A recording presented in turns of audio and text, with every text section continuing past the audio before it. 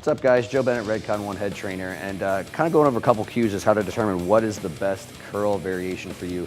You know, specifically we're looking at, should you do barbell curls? The first thing we're gonna look at is his wrist. So if you look, he's turned, he is supinating his wrist, palms up as much as he possibly can, and his palms are still basically sitting at this angle. So he literally can't get his hands supinated to 180 degrees that he would actually need to get to for a barbell. So that's almost like prerequisite number one that he doesn't meet. Again, the same thing, if you go ahead and supinate as far as you can, some of your muscles, and one of them, which is your bicep, which is responsible for supination, are literally gonna be in a length where you can't contract them. So you're gonna have some degree of instability or imbalance, especially at your elbows. And that's where a lot of guys that do barbell curls, if they don't fit, tend to have a lot of elbow issues, wrist issues, because either your elbow's gonna eat it or you're gonna move stuff out of the way and your wrist and your shoulders are gonna eat it. So the other thing we'll look at is go ahead and just bring your arms down to your side and go ahead and just do a couple curls, like a curl type motion for me.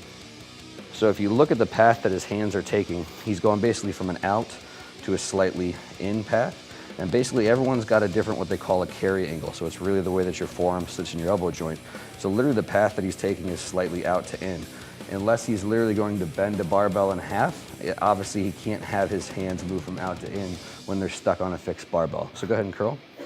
You can see that his hands are going from out to in. So go ahead and just do a couple more so people clearly see that. So basically his hands are going closer together, further apart, closer together, further apart.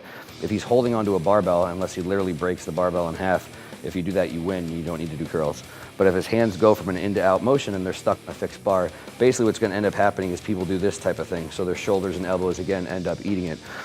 So what are the options for him? So again, can you barbell curl? If you meet those two requirements, one, where you can actually supinate to 100 degrees, and two, when you curl, your hands stay the exact same distance apart the whole time, then barbell curls might be a good fit for you. For him, you know, they might grow his biceps a little bit for a period of time, but 2, 3, 5 years down the road, he's gonna have elbow tendonitis and wrist issues and shoulder issues. So what are his options? I'm gonna have him go ahead and grab some dumbbells. Not overly complicated. You just wanna actually see, like, what is your body capable of doing? So we're not having this in to out type motion. The first thing we wanna make sure is his arm is pointed straight up and down relative to the ground. So he actually can just side lean forward just a little bit. And then from there, he can just go through a curling type motion. So his hand doesn't have to be to fully 180 degrees. It just supinates as far as he can.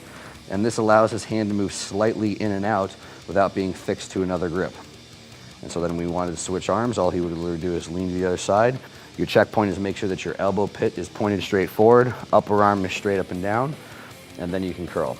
So at the end of the day, a lot of people think barbells are the best mass builders. They can be, unless they don't fit your structure. You have to realize that ultimately 180 degree fixed bar is arbitrary, and your hands and your body might not necessarily have that.